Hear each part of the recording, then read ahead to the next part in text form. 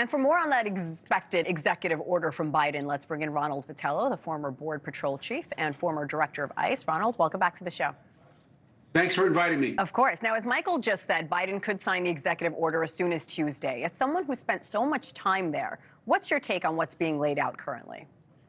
Well, we're still, you mentioned earlier in this segment that the numbers are lower on the southwest border, about 180,000 last month or in April. That's still record territory. You're still looking at over 2 million people crossing the border illegally on the southwest border every year.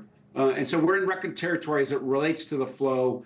The executive order hints at the idea that we're going to use safe third country like was used in the previous administration. So a negotiation with Mexico to allow the Border Patrol, CBP, the DHS frontline to send people back into Mexico because they've already been in a safe third country, namely Mexico. Maybe other countries will be involved in this to make their asylum claim. So if they're fleeing a place like, I'll just make this up, Venezuela, and they walk through several other countries, Colombia, Guatemala, El Salvador, well, then they can claim asylum in those locations. That's immigration law.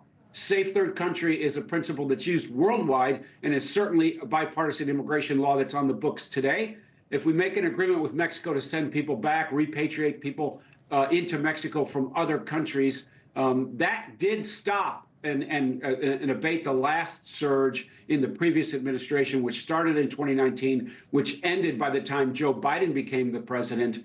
And so if you do that again, you have the potential to relieve the workload and the flow against the workforce, the front line at DHS today. So I'm hopeful that they're going to do this, but it requires a real commitment from both countries.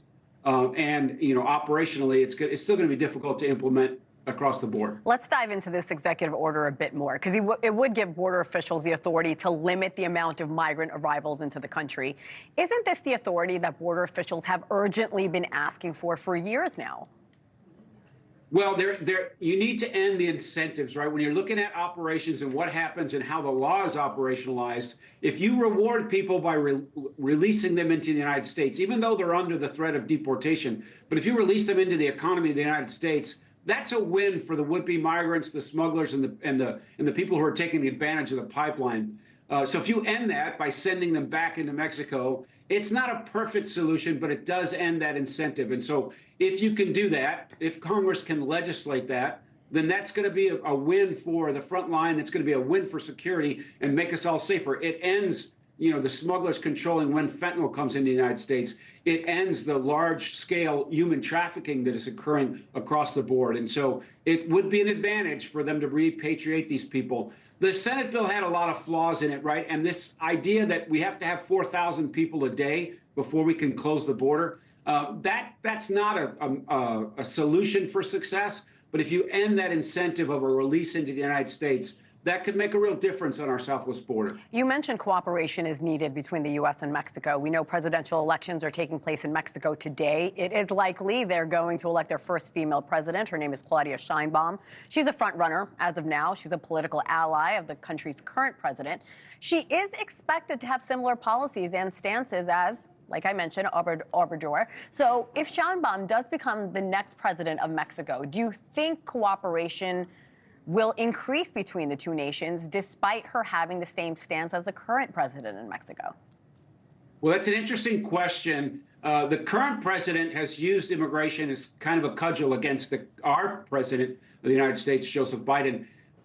This is an opportunity to reset where we're going in the government operations of both countries. We need Mexico to help solve this problem. We don't want to be in a place where we depend on them. But Obrador was leveraging the problem. He wants us to change foreign policy in Venezuela and Cuba for his cooperation on the ground in Mexico. That's a bad place, I think, for us to be politically. But the new president, she may or may not have the same views, but it's an opportunity to reset the relationship. If we want the migrant protection protocols back, which is kind of contemplated in this executive order, they're key in the implementation. So we have a strong relationship with Mexico in many different ways: trade, culture, tourism, etc. So a strong Mexico, a cooperative Mexico is good for the United States. Here's an opportunity for both countries to reset that relationship. Thanks for watching. Go to joinnn.com to find News Nation on your television provider. And don't forget to click the red subscribe button below to get more of News Nation's fact-driven, unbiased coverage.